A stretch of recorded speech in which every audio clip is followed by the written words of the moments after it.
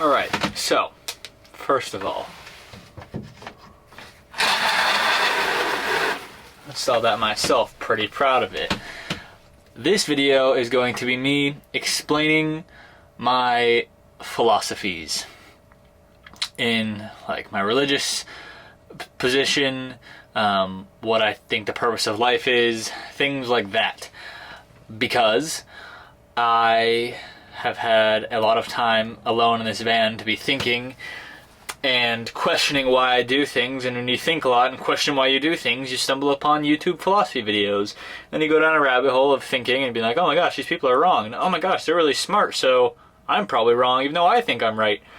So I want to make this video to explain the best logic and positions that I can come up with now, so I can look back later when I've learned more and experienced more evidence and see where I've changed my opinions.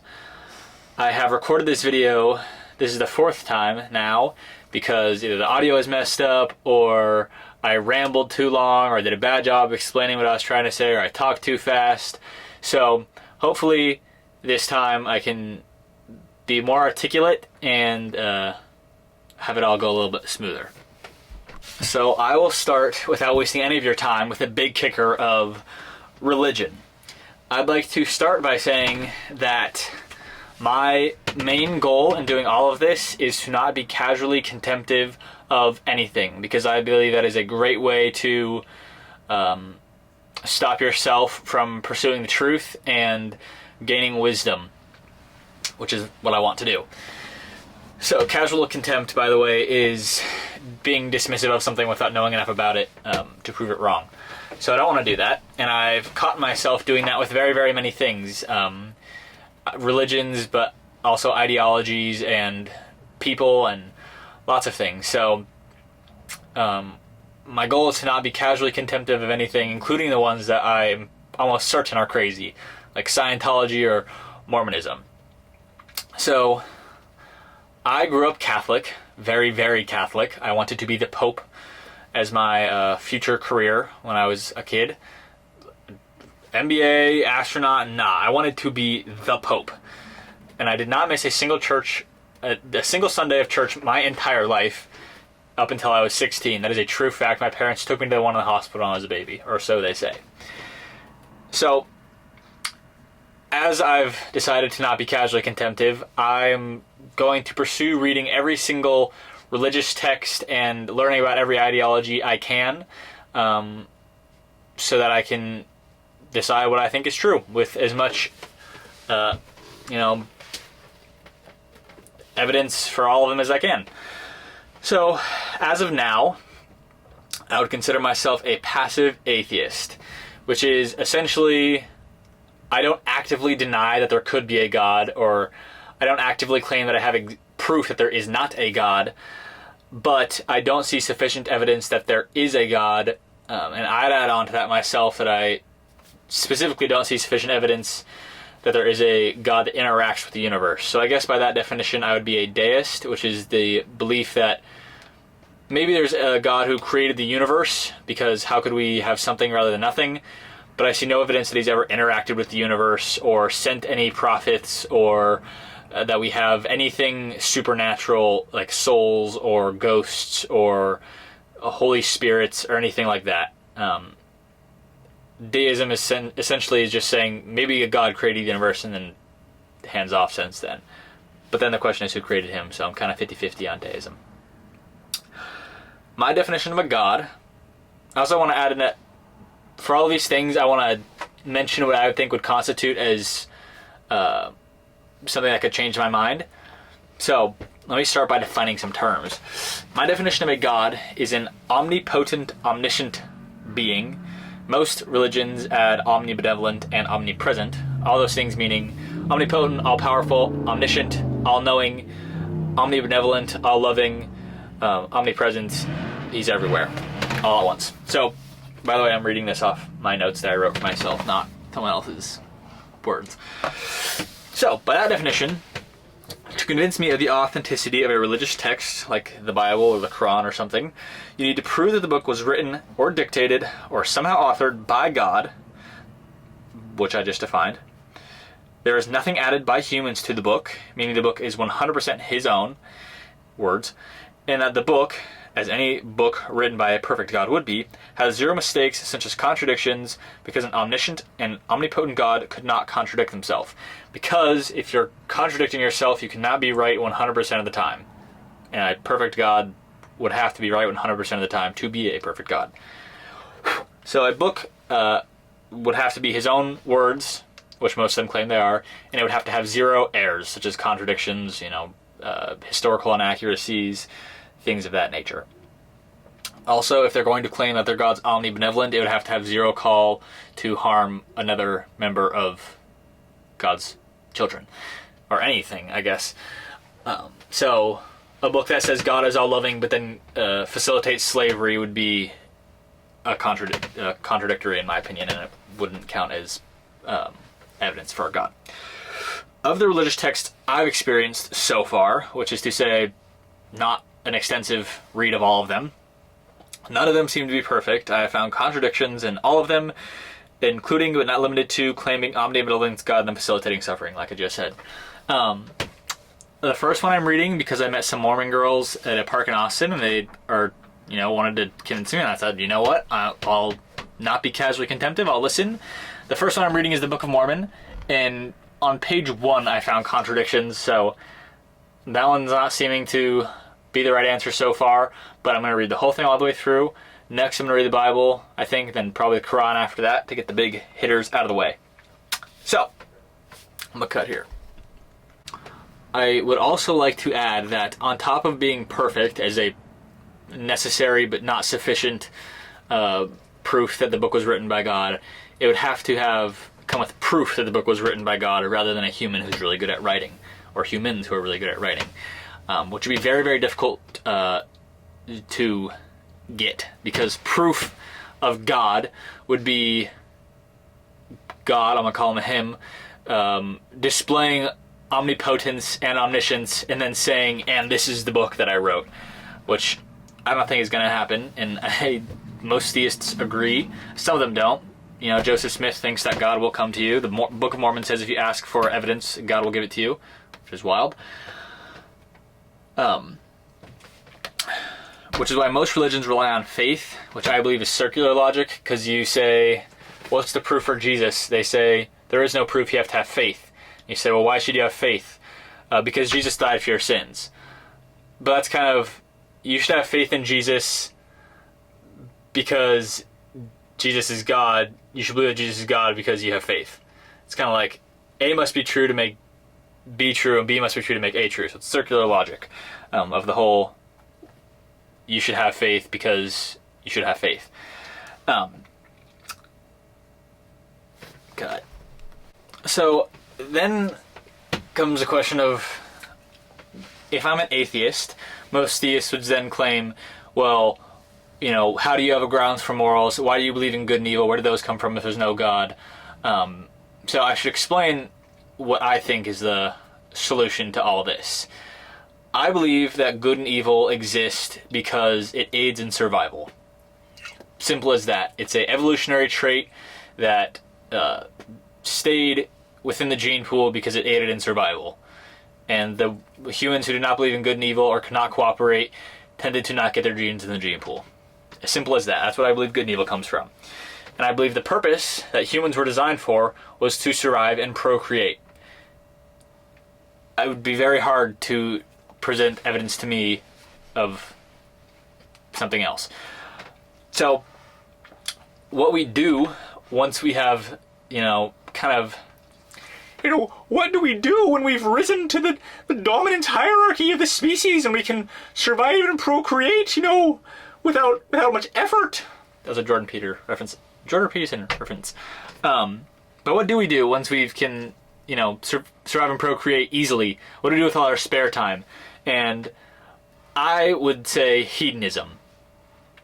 Now, I'd like to get back to religion for just 1 second and give them credit and say, what if their book even if all was just like it was a fairy tale and none of the stuff in it was true, what if living by what it said made your life better? There's atheist Christians, and there's people who just think that the books are really good, self-help books. I, so far, again, haven't read all of them. I don't, because they call for slavery, they call for homophobia and hate, and a lot of things in there that, I just don't think align with what I think would be the best way to live a life. But I'm being casually content if I haven't read them yet, all of them yet. So what I think we should do once we have, risen to the top of the dominance hierarchy of species is hedonism. And as Oxford Dictionary defines it, hedonism is the pursuit of pleasure or sensual self-indulgence. Now, the big criticism of hedonism is people say not all things that feel good are good for you. You could smoke meth and that would feel good, but it's not good for you. And my rebuttal to that would be that you're not doing hedonism right if you think meth is hedonism. What I consider to be hedonism is what increases the amount of well-being and happiness you experience over the course of your entire life. I believe your goal, if you could create a number that accounted for everything that affected your happiness and well-being, your genes, your environment, your mood, the food you ate for breakfast, your current relationship status, your neuromodulators, your mental illness, everything that affected your happiness and well-being, your goal should be to have that number be as high as possible over the course of your life, on average. And I argue that most things that people consider hedonistic, like drugs, actually lower that score, so you're not doing hedonism correctly. I would also rebuttal the argument that hedonism, calls for, harming others, because if I'm only focused on making my life better, I'm gonna, steal and rape and all these things that I just want to do without any regard for anyone else. But I would also argue that is not how you maximize your well-being score over the course of your life, because I believe that helping other people and, having a sense of purpose is one of the most important things for being happy. And if you're raping and stealing and all these things, that you'll actually have a less happy life on average than if you weren't. So, by that definition, I'm a humanist, and I would call myself a hedonist. Okay, so I think there's weak evidence for the existence of God. I think most religions that I've come across so far contradict themselves and therefore can't be perfect or the words of God. And I think we should spend our lives trying to be happier. That doesn't provide a lot of information about what I should do with my life. So, I've broken down how I believe to be happy with my 5 tenets. And they are, these are the things you need to be happy. If you're missing any of them, I don't think you can be happy. All of them are necessary. Purpose, gratitude, agency, health, relationships. Let me describe each one and what you do with that information. Purpose, I think, is pretty simple. If you take a happy person and take away their sense of purpose, they will become unhappy. And I believe the purpose of life is, like I said, raising your well-being score and happiness score, however you want to define it. And in that process, you will do it with other people. And I believe helping other people be happier and make their lives better is, in fact, one of the most powerful ways to make your life better, as far as how happy and much of a sense of purpose you have. Gratitude and agency, I got these from Dr. Paul Conti. He thinks these are the 2 most important things for happiness based on, studies and stuff they did. Very good, long, drawn-out studies of what makes people's life happy. Gratitude and agency. The feeling that you can, change your environment in the way that you want is agency. Gratitude is being grateful for things you have. I don't have much advice for what to do if you don't have a sense of agency. Realize you're powerful, I guess.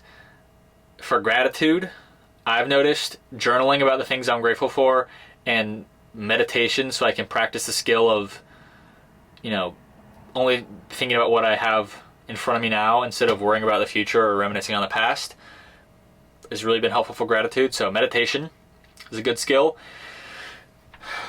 Relationships and health. Relationships, I believe, are one of the highest return on investment things you can pursue for your happiness.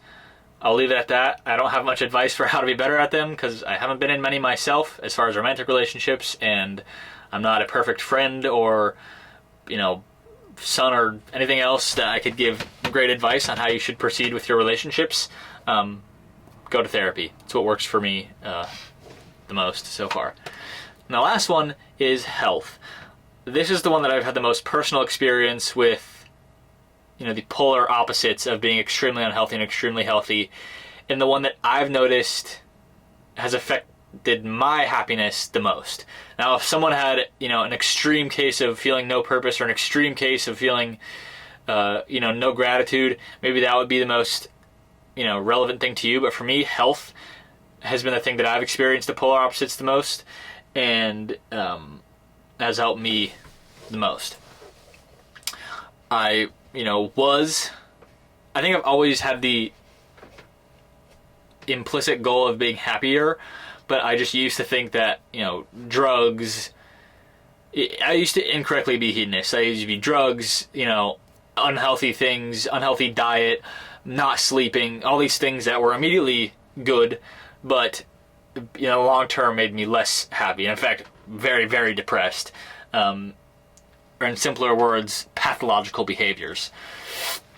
So, what I've noticed has helped me the most for my health, and these are big ones, get your notes out: sleep, diet, and exercise. It sounds so stupid, and it sounds so when I was as depressed as I've ever been in my life, if someone told me that is what would fix it, I would have been like, well, clearly you've never been as depressed as I am, because you'd know that wouldn't work. Guess what? It works. Works really well. Works so well, in fact, that I would rather have those three things than most things that make other people happy, which can create some, hard to deal with situations, like where people are going out and drinking and having fun and doing all this, but they look at me like, oh, you'd rather go to bed early? Like, your life sucks. You look like you're, masochistic. You're pursuing pain and avoiding things that feel good. But I disagree. I think if I thought, going out and partying and drinking would make my life better, I would do it. But I really don't. I think focusing on health, but mainly sleep, diet, and exercise, is truly the way to be the happiest. It makes me feel better than when I'm doing drugs all the time. It makes me feel better than when I'm, sleeping like shit and eating like shit. It sounds silly when I say it out loud, but I really did used to think that way, and now I've changed my mind. So, that leads me to, what am I gonna do? Relationships, hope I find a girlfriend. Gratitude, I'm gonna keep, practicing meditation and things like that. Agency, I feel like I have enough of that I don't have to worry about that. But purpose and health. And here's where I'm going to talk about what I'm going to do. I recently visited Austin, and I loved it. And I think I'm going to move out there, and here is why. The thing that I noticed increased my happiness the most as far as health goes is learning about neuroanatomy and neuroscience and neurobiology and just how the brain works. And I want more than anything to share the happiness I gain from that with other people. And I think to do that, you have to be articulate and have people trust you.